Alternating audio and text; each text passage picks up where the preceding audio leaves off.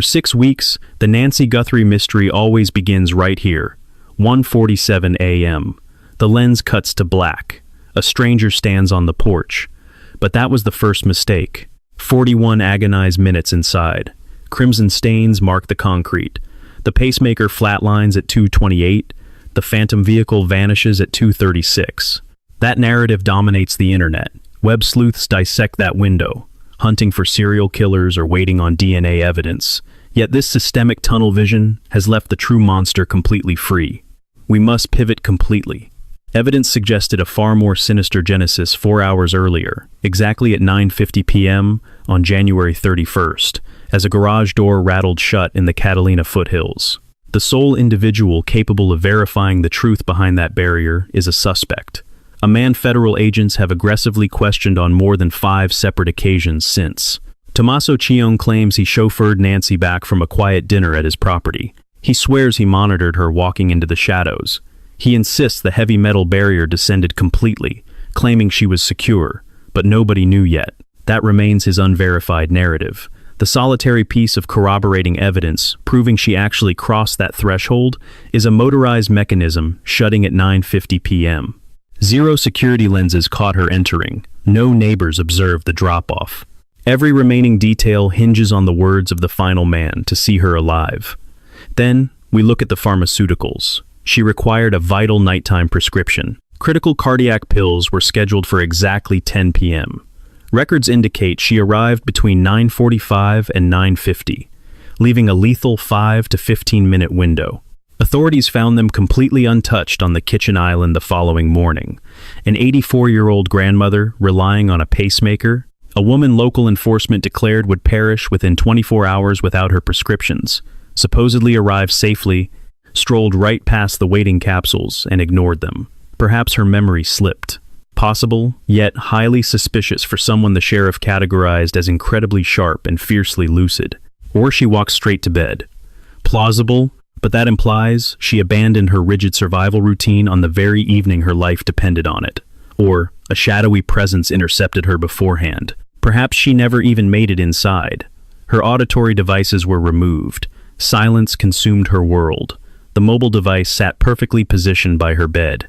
Her financial cards remained indoors. The vehicle sat parked in the bay. Every single possession tethered to this beloved matriarch rested in its proper place. Everything except the victim herself. For 6 weeks, armchair detectives have fixated entirely on wrongful conviction theories or analyzing the doorstep lurker. I am demanding a completely different answer. What truly transpired between 9:50 p.m. and 1:47 a.m.? Because those 4 deafening hours remain a terrifying void. A blatant systemic failure left this massive gap completely uninvestigated by authorities publicly. Examine the damning anomalies of what authorities discovered and suspiciously missed inside Tommaso Cioni's vehicle after 40 days of impoundment near the barren Tucson desert, where trackers allegedly unearthed size 12 female trousers and a dark coat. Add the chilling links between his underground music circle and the extortionist texting demands directly to his personal number. Not the feds, not her daughter, just him. Suddenly, those 4 missing hours stop resembling an innocent gap. They morph into the horrifying answer. This investigation plunges straight into the darkness everyone else ignored. Ignore the doorstep footage, the bizarre backward pedestrian, and the department's glaring systemic contradictions. We are dissecting the 4 hours before the nightmare began. By the final frame, your entire perspective on this unsolved cold case will shatter completely. The truth is much darker. This gentle soul removed her premium auditory enhancers nightly, top-tier medical devices. Once they left her ears, she was submerged in absolute, terrifying silence. She was 84 years old, a delicate survivor whose implanted pacemaker beamed crucial cardiac data straight to her Apple tablets while she dreamed. Rigid morning and evening pharmaceutical regimens kept her severe cardiovascular disease at bay. She was frail, weighing barely 150 pounds. Each evening, once the room went totally silent, she drifted off inside an isolated Arizona desert property, completely alone, a perfect, vulnerable target. She bravely raised 3 kids single-handedly following her husband Charles's fatal 1988 Mexican mining disaster. At 46, she absorbed the role of both parents overnight, Ex-federal investigator Maureen O'Connell suffered a similar parental loss at Savannah's exact age. Evidence suggested she expertly categorized resilient survivors exactly like Nancy as fiercely independent, the exact type who absolutely refuses to step foot inside an assisted living facility, the stubborn soul demanding to age in place, regardless of the escalating dangers. Nancy embodied that relentless spirit perfectly. Nighttime driving was off limits, not due to declining skills, but because arriving at a pitch-black, vacant residence sent shivers down her spine. The creeping dread was undeniable. Sunlight offered safety, but twilight forced her to depend on relatives or ride shares. Every hired transport meant a total stranger now memorized her coordinates, recognizing her advanced age, realizing she returned to an empty desert compound at dusk, and noticing the singular security lens overhead was effectively dead. A catastrophic vulnerability. Savannah, her wealthy daughter, pulls in $8 million annually across the country. Cameron, her son, is a hardened military veteran who piloted F-16s. Annie resided just 4 miles down the dusty road with her spouse, Tommaso. This matriarch possessed a deep support system. Substantial wealth surrounded her. Yet, inexplicably, she lacked a permanent nurse, a wearable distress beacon, or any emergency triggers. The perimeter relied on a basic doorbell scanner, lacking a paid digital archive. It sensed movement seamlessly. However, systemic tech neglect meant 0 clips hit the server. It served merely as a plastic deterrent, and anyone within her intimate inner circle recognized that glaring blind spot immediately. As shadows lengthened on January 31st, an Uber delivered her to her daughter's estate. Official county records log her arrival precisely at 5:32 p.m., a casual meal followed by board games and a single cocktail. Savannah even joked publicly about her petite mother's alcohol tolerance. Then, the timeline shatters. A normal Friday. Tommaso dropped her home at 9:48 p.m. That short 10-minute drive was the first mistake. The garage door sealed shut at 9:50 p.m. He claimed he watched her walk safely inside before driving off. 4 miles away. For the next 14 agonizing hours, absolute silence fell. Nobody called. Nobody texted. Nobody traveled 4 miles to check on a fragile 84-year-old woman whose pacemaker ticked quietly. Removing her hearing aids, she faced deafness inside a house where cameras recorded absolutely nothing. No panicked loved one officially reported her missing out of deep concern. The alarm finally sounded because she entirely missed a virtual church broadcast the following day. But nobody knew yet. Relatives swung by around 11 a.m. to investigate. They scoured empty rooms. They scoured the quiet yard. She was gone. The frantic 911 call went out at noon. By then, whatever grim fate claimed Nancy Guthrie had been finished for 9 dreadful hours. Now, I must reveal exactly what physical clues prove occurred inside those walls. Not the sanitized narrative the local sheriff spoon-fed you. Forget the neatly packaged sound bites looped endlessly on news broadcasts for 6 long weeks, masking a systemic failure and ignoring the true DNA evidence. The unvarnished facts, what they expose, what they conceal, and the chilling gaps that so often breed wrongful convictions. At 1:47 a.m., the doorbell camera died. A phantom crushed it. Thankfully, federal investigators salvaged ghostly leftover clips directly through Google. These were haunting digital fragments meant to vanish because the device was strictly saving offline. The salvaged clips expose a shadowy intruder navigating the porch like he actually lived there, not hunting around in the dark, never scanning shadows. He marched straight toward the lens with eerie, deadly muscle memory built purely through repetition. Behavioral experts labeled this terrifying swagger as ownership behavior. He tapped the lens twice, destroying it. Sickeningly casual, exactly like flicking off a bedside lamp. He wore black nitrile gloves and a thick ski mask, revealing patches of coarse facial hair underneath. A dark mustache or goatee, paired with a 25-liter discount backpack featuring bright reflective tape. A deadly weapon sat awkwardly in a poorly adjusted waist holster. A strange, rigid antenna jutted from his pocket, definitely not a cell phone. Federal reports categorized this suspect as 5'9" to 5'10", completely average. A former federal profiler spotted what resembled a chilling serial killer tattoo marking his right wrist, briefly exposed when the fabric slipped. The absolute horrors unfolding during the subsequent 41 minutes remain shrouded in official secrecy. Blinded digital eyes left only grim traces behind. Crimson stains dotted the front porch, trailing ominously down the concrete driveway in completely unbroken spheres. A retired investigator noted evidence suggested this formation meant fluid dropped vertically from a suspended height. It painted a dreadful picture of a limp body hauled away. 0 empty footprint gaps breaking the crimson puddles. Not one desperate drag mark. The expert deduction was chilling. Nancy was bundled up, hauled past the metal gates, and loaded into an awaiting car. She weighed 150 pounds. A lone attacker could manage the dead weight, but it required immense strain. Her daily prescriptions rested, abandoned. Early and late pills remained neatly untouched. Her cell lay beside her bed, cash undisturbed. Absolutely nothing was stolen. Nothing vanished, except Nancy herself. Then, at exactly 2:28 a.m., her internal pacemaker permanently severed its vital wireless link to the bedside smartphone. That drop signal remains the final digital heartbeat Nancy Guthrie ever broadcasted into the world. Exactly 41 dreadful minutes stretched from blackout to complete disconnect. 41 agonizing minutes of a cold intruder lurking inside those walls who refused to panic. A phantom who drifted through her private sanctuary like you navigate your own hallway at 2 o'clock in the morning, instinctively dodging squeaky floorboards with deadly precision. But this crime on February 1st did not begin then. On January 23rd, 9 days prior, a disturbing clip hit a neighborhood app. A man strolled backwards up a residential driveway in the Catalina foothills, exactly 6.5 miles away. Never stumbling, never drunk. Stepping backward with chillingly measured strides, keeping his spine perfectly squared while his chin remained buried. Standard consumer cameras do not film constantly. They depend entirely on basic thermal triggers, tracking bodily movement. When a warm body breaches the frame, the thermal sensor wakes the processor, adjusting the lens and linking the wireless.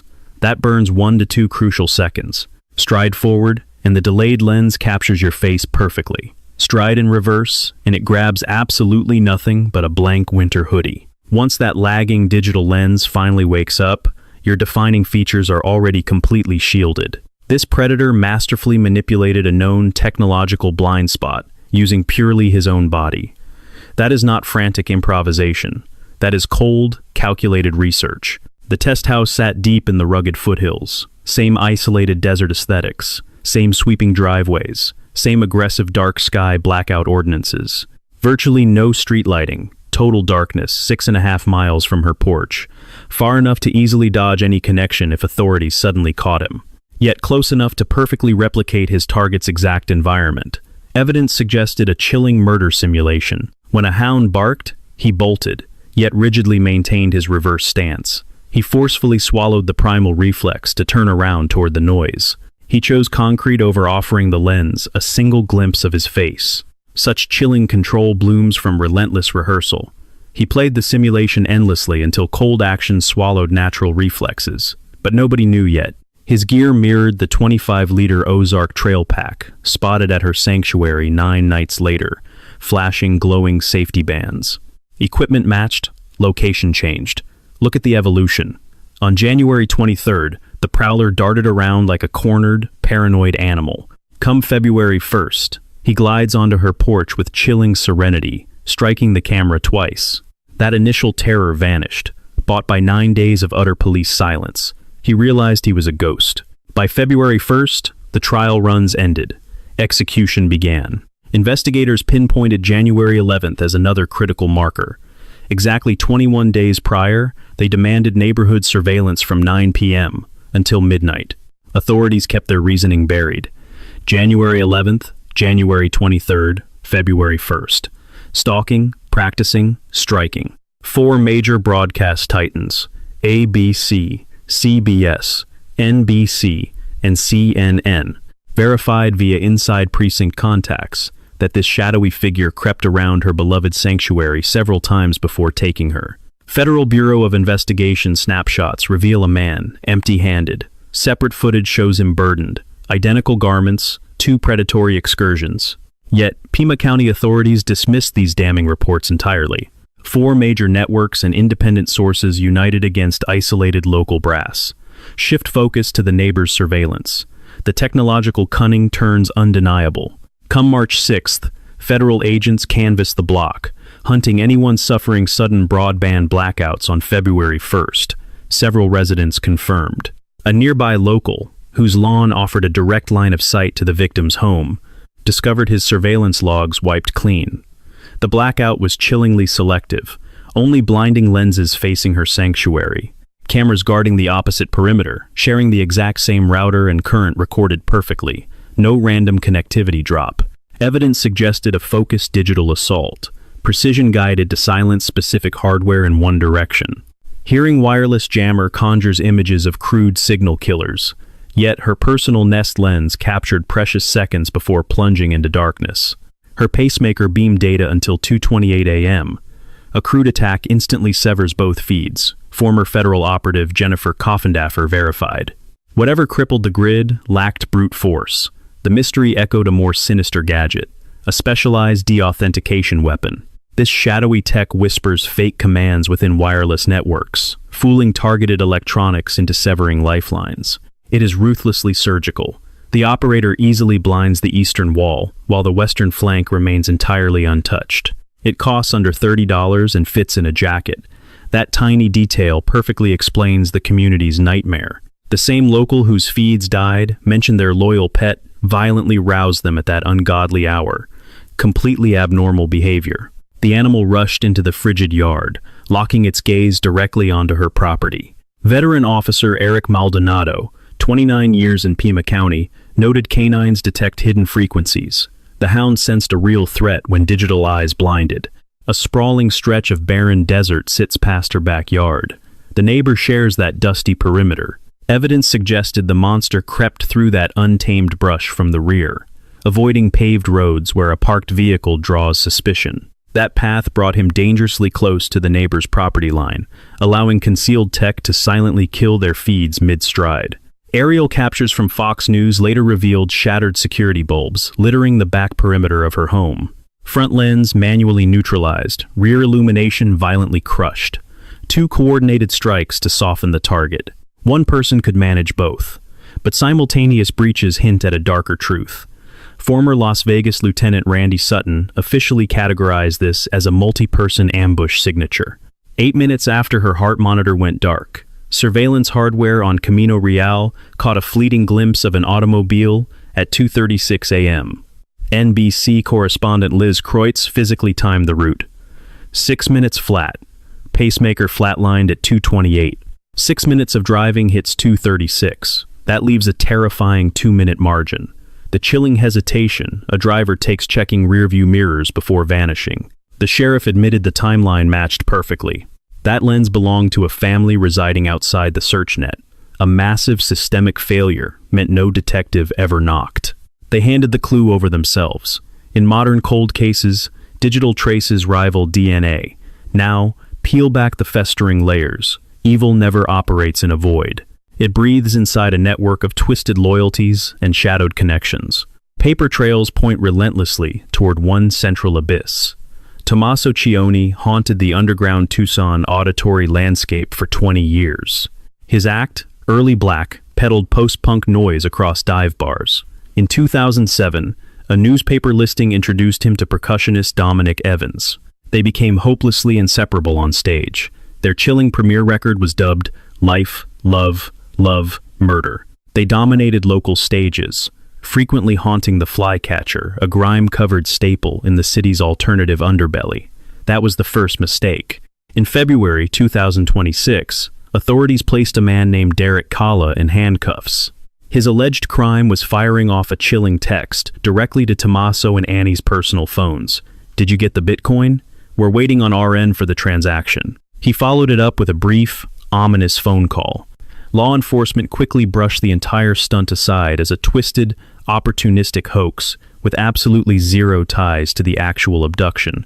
But nobody knew yet just how deep the roots of this coincidence actually ran. Kalla faced fraud charges. The system treated him like a random grifter. But Derek Kalla never just plucked Tommaso's private digits out of some digital directory. He operated under the bizarre stage name Secret Mutilator. He lurked in the exact same gritty Tucson underground music circuits that Tommaso had haunted for years. Evidence suggested he held deep, documented ties to other local players who constantly shared dive bar venues, tight social circles, and late-night events with the family's immediate orbit. In a sprawling desert metropolis like Tucson, the alternative music community only boasts roughly 200 or 300 souls, making those social overlaps suffocatingly tight. The shadowy figure who texted that ransom demand was never just some random stranger sitting in a basement on the opposite side of the country. He was a ghost, moving through their very own scene, someone physically and socially close enough to possess Tommaso's direct line. That isolated fact alone does not automatically brand Derek Calla as the mastermind behind the kidnapping. Authorities already stamped the hoax label on his file, yet it forces a terrifying, unanswered question out into the open. Exactly how many fringe characters in Tommaso's inner world had unrestricted access to the intimate details of Nancy's life? Her secluded address, her daily routines, her fragile vulnerability, and the undeniable wealth of her famous daughter. In an insular, underground community where everyone knows everyone's business, where artists share dimly lit stages and whispered backstage conversations, lethal information travels fast, bleeding through the cracks without anyone ever needing to ask a direct question. You hear whispers. You passively absorb the mundane, everyday details about the people standing right next to you. And if one of those acquaintances just so happens to be the son-in-law of an 84-year-old woman living totally isolated in the Catalina foothills, with a security camera that refuses to record and a front gate that rarely locks, that casual gossip suddenly transforms into pure currency for the wrong kind of monster. Now, look at the car, because this specific piece of metal is exactly where the murky timeline violently collides with hard, undeniable, physical evidence. Investigators impounded Tommaso and Annie's blue Honda CR-V in the earliest, most chaotic hours of the probe. As of March 11th, an agonizing 40 days later, law enforcement still possessed the keys. It sits marooned at a local mechanic shop, slowly being pieced back together after what investigative reporter Dave Mack explicitly described as a deeply exhaustive, tear-down search. The Pima County Sheriff's Department officially told Parade magazine that they are actively in the process of returning the vehicle, but they utterly failed to provide an exact timeline. 40 days. A vehicle belonging to family members, the sheriff publicly cleared, remains locked in evidence, endlessly processed, and quietly withheld. Retired FBI agent Jennifer Coffindaffer publicly floated several chilling theories regarding why this specific vehicle holds the key. Was Nancy actively stalked from Annie and Tommaso's driveway on the freezing night of January 31st? Did someone secretly slap a covert tracking device onto the undercarriage? Did an unseen predator touch the exterior in a momentary slip-up that left behind a permanent smudge of fingerprints or microscopic DNA? That blue Honda is the absolute last enclosed, secure environment Nancy breathed in before stepping into the darkness of her own home. Whatever delicate biological traces she deposited inside that cabin, stray hairs, dead skin cells, microscopic clothing fibers are being meticulously cross-referenced against the nightmare that unfolded across her porch and living room. If a phantom third party's DNA materializes inside that car, investigators finally possess a lethal, undeniable link between a faceless suspect and the last ride an innocent woman ever took. Coffindaffer also highlighted a brilliant legal observation that operates as a terrifying double-edged sword. She noted that every single search executed on Annie and Tommaso's sprawling property relied entirely on voluntary consent, completely devoid of heavy-handed probable cause warrants. She argues this legally proves detectives lack the concrete evidence to formally suspect them, but that was the first mistake. Because giving consent also means Annie and Tommaso willingly allowed forensic teams to rip their vehicle apart down to the chassis. It means they threw their front doors wide open for consecutive, invasive sweeps. It means they watched silently as cops unscrewed security cameras, pumped their foul septic tank, and hauled away private suitcases during a grueling late-night sweep, where flashbulbs illuminated their most private sanctuaries for hours. People who harbor zero dark secrets. They cooperate without hesitation. But individuals who possess absolute ice-cold certainty that the forensic trail will never loop back to their doorstep, they also cooperate perfectly. Pure cooperation does not automatically equal pristine innocence. It is merely a calculated behavior consistently displayed by both the truly innocent and the horrifyingly prepared. Nancy's own personal vehicle was also yanked straight from her quiet garage. The department refuses to publicly update the status of that car. But now we must look to the desert, because the unforgiving sands just surrendered a secret. Independent civilian search teams scouring the brutal, sun-scorched terrain surrounding Tucson reportedly unearthed discarded clothing during their hunt. Specifically, a pair of size 12 women's pants and a heavy black jacket. The garments lay abandoned in the harsh desert dirt. Amateur photographs of the twisted fabric immediately ignited a firestorm across local social media boards. Law enforcement stubbornly refuses to publicly confirm any official forensic connection between these ragged textiles and the devastating abduction. I am laying this out as a haunting situational development, not an ironclad courtroom fact. Yet, the disturbing detail lingers in the air. And, in a waking nightmare where an elderly woman was physically hauled out of her sanctuary in the dead of night and erased from the earth, mysterious clothing found inside the active search radius is never something you casually toss into an evidence box without tearing it apart under a microscope. Eric Maldonado, the battle-hardened, retired Pima County deputy who hunted down violent burglars through these exact same winding neighborhoods for 29 years. He bluntly stated that local predators routinely dispose of human remains in that desert. They utilize illegal burn pits. They bury their sins in desperately remote ravines where no one will ever stumble across them unless you already know exactly where to dig. Evidence suggested the Sonoran Desert is an impossibly vast, merciless graveyard.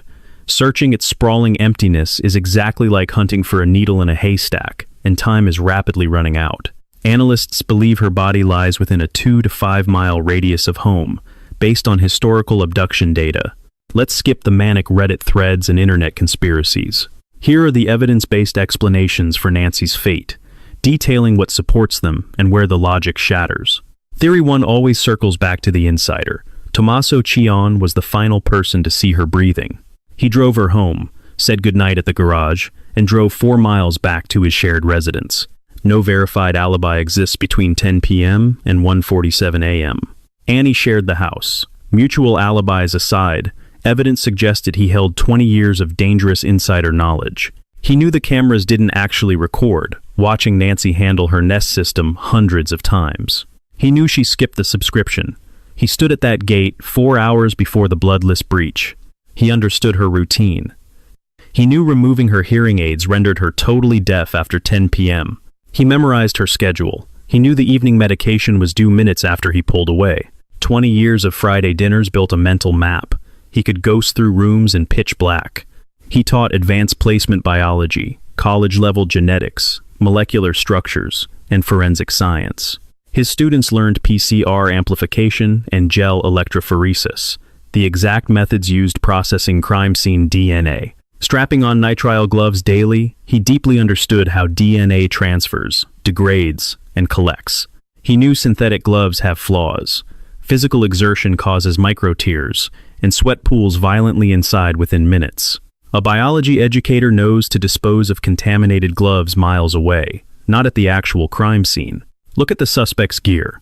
The internet wasted 6 weeks debating whether a cheap backpack and improper holster signaled an amateur. I won't rehash that tired argument. Instead, consider the terrifying story those specific items tell about their purchaser. That Ozark trail bag is a strict Walmart exclusive. It carries a unique SKU number. That barcode generates paper trails. If a card swiped or a phone pinged inside a Tucson Walmart that January, the data waits. That tactical outfit was never just a disguise. It functioned as a glowing receipt. The FB, I had 6 weeks to pull it, but nobody knew yet how crucial timing was. Nancy vanished the exact weekend Savannah booked international travel, covering the NBC Winter Olympics. The assignment locked early. To strike while her most powerful relative remained stranded globally, distracted and incapable of mobilizing a defense, you picked that weekend. A random stranger never possesses the intimate details of Savannah's international broadcasting itinerary. Someone sitting around the family dinner table absolutely would. In May 2025, 8 months prior, Tommaso executed a durable power of attorney, granting Annie total financial dominance. Former NewsNation reporter Ashley Banfield cited a law enforcement source dropping a bombshell. Tommaso could be the prime suspect. The local sheriff immediately denied this terrifying claim in public, but the FBI returned over 5 times, hauling away mystery items in brown bags and searching the septic tank. They dismantled his vehicle. He maintained a suffocating silence for weeks. While relatives pleaded for answers, he remained a ghost. Then, on March 2nd, he attended the memorial. Online sleuths immediately compared his distinct gait to the porch man. Beside Savannah, who stood 5 feet 10 inches tall, he never towered. He leveled right alongside her, his exact height unconfirmed. That was the first mistake, assuming a single detail could clear him when it actually pointed toward a darker second theory. Enter Dominic Evans, the bandmate, a 5'9" frame sporting a mustache and goatee matching the federal composite sketch. He bared a wrist marking, aligning perfectly with anomalies Clemente spotted in the video, alongside felony convictions in Pima County: burglary, robbery, theft, and embezzlement. They logged 19 years playing music after meeting through an ad, forging an unbreakable bond. Evidence suggested that if Tommaso functioned as the silent architect drafting the grim blueprint, Evans perfectly fit the profile of the cold-blooded operative standing on that porch. He possessed the brutal criminal resume required to breach a residence and corner an elderly woman. The physical dimensions matched. His rap sheet proved his violent capabilities. His 19-year brotherhood with Tommaso supplied the unshakable trust. The architect and operative dynamic thrives on one rule: a ghost supplies intelligence, layouts, blind spots, schedules, and fatal vulnerabilities. That mastermind never steps near the scene. His sole currency is information, allowing him to stay tucked safely at home. He brilliantly manufactures an ironclad alibi simply by vanishing into the mundane, waiting for a break that might never come. The second guy brings the muscle. He has the nerve to breach that door at 1:47 in the morning, executing flawlessly under fire. Evidence suggested he acted on intelligence gathered weeks prior. He slips inside, loaded with insider intelligence he could never gather alone. Which cameras were actually rolling? Which ones were dead? Which gate was left open? Which life-saving medications sat on which kitchen counter? A 2-man crew splits the nightmare. One secures sweet, vulnerable Nancy. One controls the environment. One steers her. One keeps a paranoid watch on the street. One carries her out. One drives. 41 minutes inside is a death sentence alone, but methodical for 2. Evans told the New York Times he met Nancy once. He swore detectives grilled him for 41 minutes, then vanished. But nobody knew yet the sheriff never officially cleared Evans. Law enforcement cleared the family a massive systemic oversight.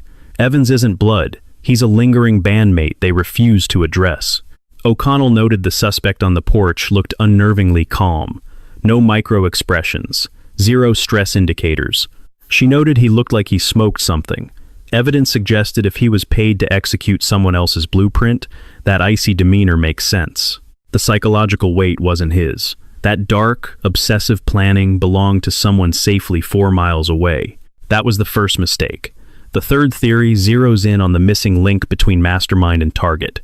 Annie Guthrie is Nancy's eldest daughter. She was at that dinner on January 31st. Reports conflict on who drove her home. Whispers point to Tommaso. Others swear it was Annie. The sheriff confirmed Tommaso, but accounts clash. She lives with Tommaso. She provides his alibi. Her car sat in lockup for 40 days, meticulously reassembled after an exhaustive forensic teardown. Investigators tore through her residence on multiple occasions. This included a late-night raid where detectives burned hours photographing rooms. Security cameras were ripped straight off her property. They dredged the septic tank. Annie was the bridge connecting Tommaso to vulnerable Nancy. Every scrap of intimate intelligence Tommaso possessed, the cameras, the life-saving pills, the hearing aids, the broken gate, her rhythms, the reality that no one would check on her until noon the next day, filtered through Annie. She mapped that house. Annie knew the schedule, and she knew that on January 31st, her mother would enter a pitch-black house, remove her hearing aids, and remain isolated for 14 hours. She signed the power of attorney beside Tommaso in May 2025. The mystery echoed in Savannah's 2024 memoir. She detailed a twisted childhood game played with Annie mock kidnapping. Waking up dead of night, thrown in a car from Tucson to Phoenix, dialing Nancy from a roadside payphone. A terrifyingly precise blueprint, already baked into the family's history, broadcast in a best-selling book. Coffender noted a glaring systemic failure. Every property search was consent-based.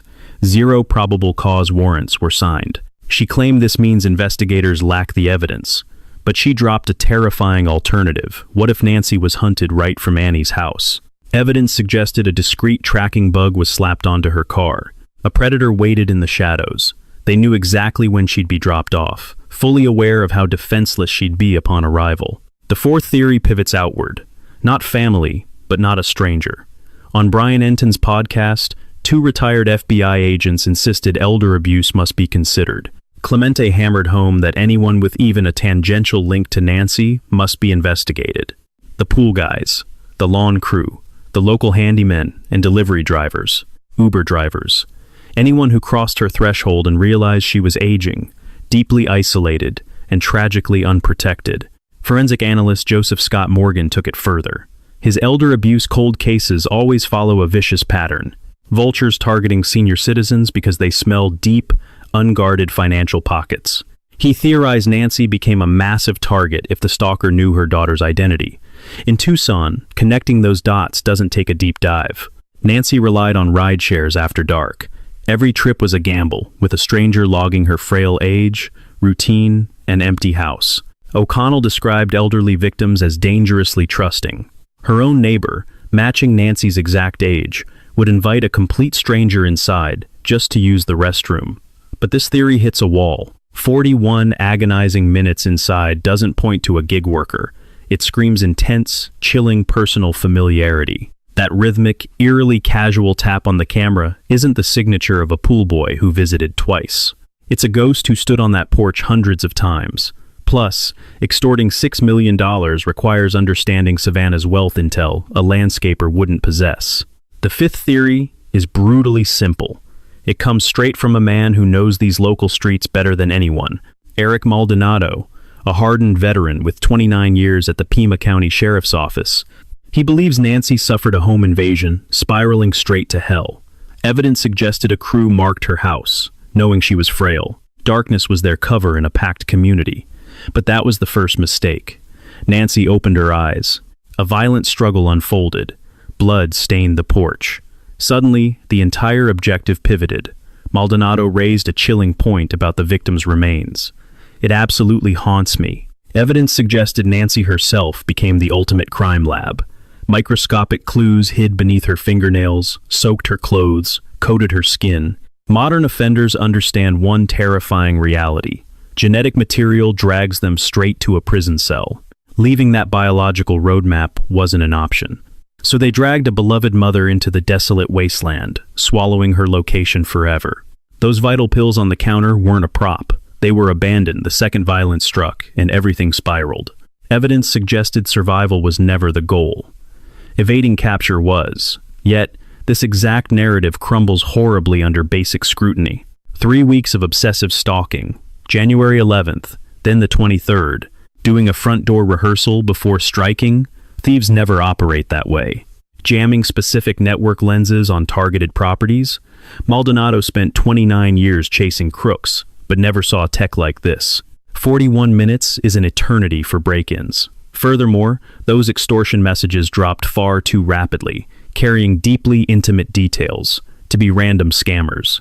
5 active theories, all built on hard facts, all flawed. But a deeply unsettling pattern binds the initial 3, sharply dividing them from the rest. Blaming insiders like Tommaso, Evans, or Annie explains the 4 missing hours. It answers why her prescriptions sat untouched. It clarifies the sudden equipment blackouts. It solves the mystery of the pristine security gate. It justifies why she lay unnoticed for 14 hours. It shows how the phantom glided through pitch-black hallways perfectly. That relaxed door posture suddenly fits. A 20-year local resident knows exactly which blind spots to exploit with a signal jammer. And it provides a grim reason why. 40 days later, a blue Honda remains ripped apart inside a garage, while local law enforcement publicly insists her relatives are completely innocent. Blaming outsiders, like amateur theft, covers some bases. But nobody knew yet how horribly those pieces failed to fit. Routine workers don't pat security hardware with rhythmic affection. Common thieves don't spend 3 weeks choreographing a hit. Unknown prowlers couldn't guess her security cloud storage had lapsed. And absolutely no outsider understood that her nightly medication was required precisely at 10, or that skipping it started a fatal countdown. Then we analyzed the official inquiry. Systemic failure practically guaranteed justice would stall, primarily because the forensics were completely butchered. Authorities unsealed the victim's house in less than 20 hours. Almost immediately after, a random pool service. Ambiance Pool walked right into the backyard, flanked by an officer, despite having zero history at that residence. Yard workers dragged dirty equipment across the grounds. Dinner got delivered. A medical aide wandered inside. Journalists strolled right up, snapping pictures of crimson smears baking on the concrete. Joe Scott Morgan cited complete protocol breakdown, noting zero perimeter control. Crucial genetic markers they desperately need could belong to the pool boy. Federal agents scrambled back. Why? They entirely overlooked a roof-mounted camera during their initial search. Google engineers were summoned to salvage wipe drives. Meanwhile, critical biological evidence went to a for-profit facility down in Florida. It bypassed Quantico entirely. The Bureau's elite unit, designed explicitly for fast-tracking abduction profiles, was simply ignored. The commander admitted to NBC that processing might drag on for weeks, months, or perhaps an agonizing year. That supposed smoking gun? Evidence suggested the handler's sweat profile merely matched an innocent food service worker, completely unrelated to this. One lead dead, one left. Fox News broadcasted the commander denying the item was ever indoors, while federal sources told News Nation the opposite. First, he announced everyone remained a suspect. Then he flipped, clearing the relatives and calling any other suggestion cruel. Multiple networks got wildly different stories. The official narrative fractured in real time. Confidential aviation tactics, meant to pinpoint her medical implant from the sky, were leaked before the choppers even finished their sweep. The monster who stole Nancy watched the evening broadcast. They realized immediately that her chest carried a digital beacon. That frequency vanished. It hasn't pinged since. The Madres Buscadoras, a legendary tracking group with 5,000 successful recoveries, drove out to help. Cops turned them away. A dark grudge poisoned everything. Go back to 2015.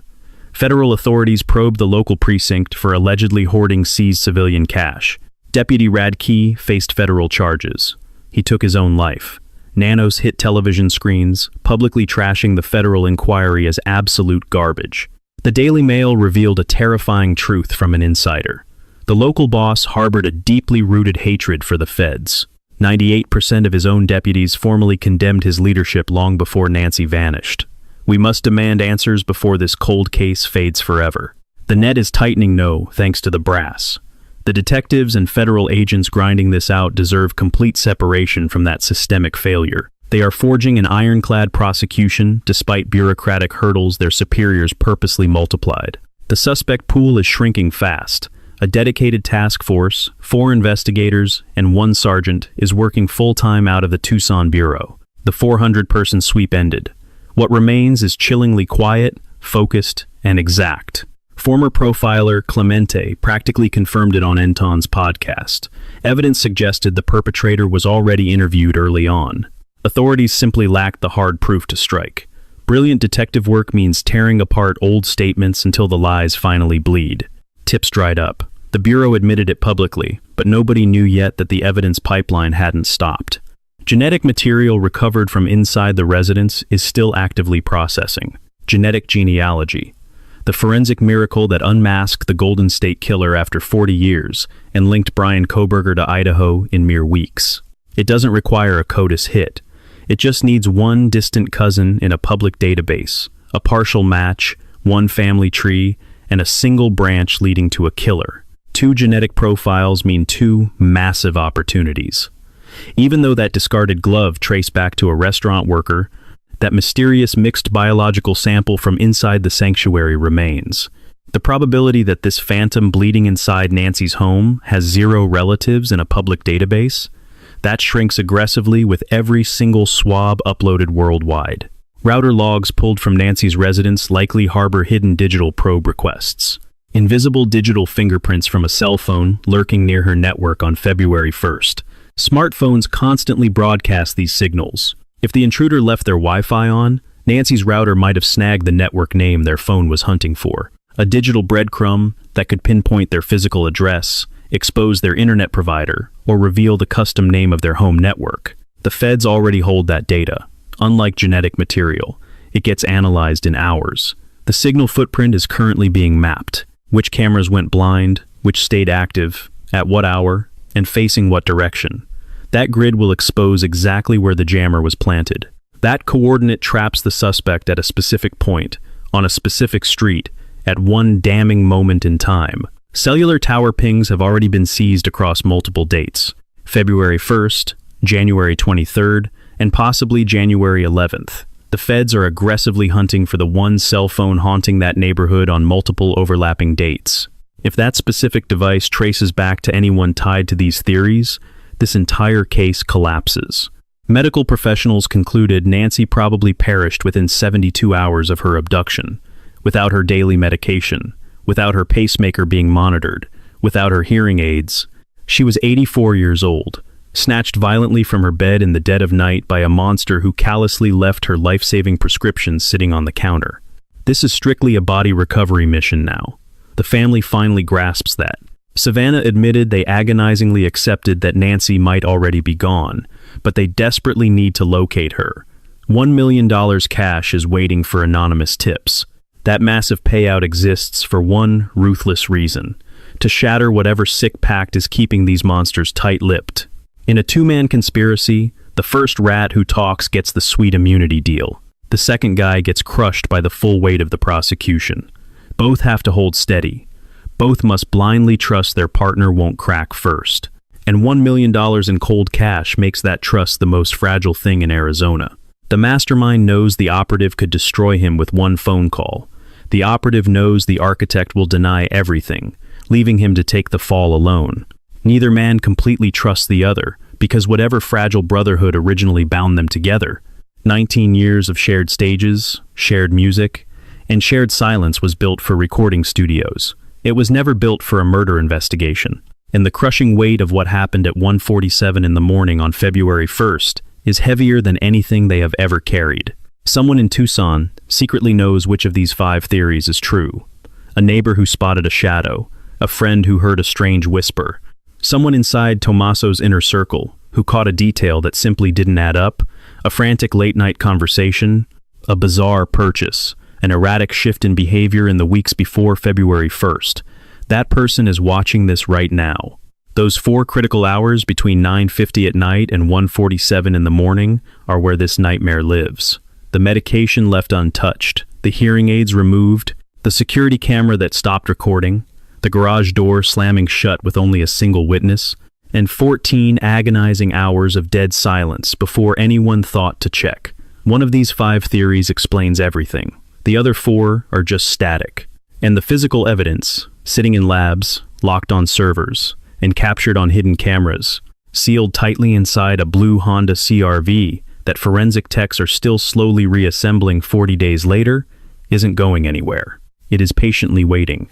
And the psychopath who orchestrated this is rapidly running out of time to decide whether they confess first or let the forensics seal their coffin. Hit subscribe, turn on notifications, drop a comment, and tell me which theory you actually believe. This case is going to break wide open, and when it does, you are going to want to have seen this video.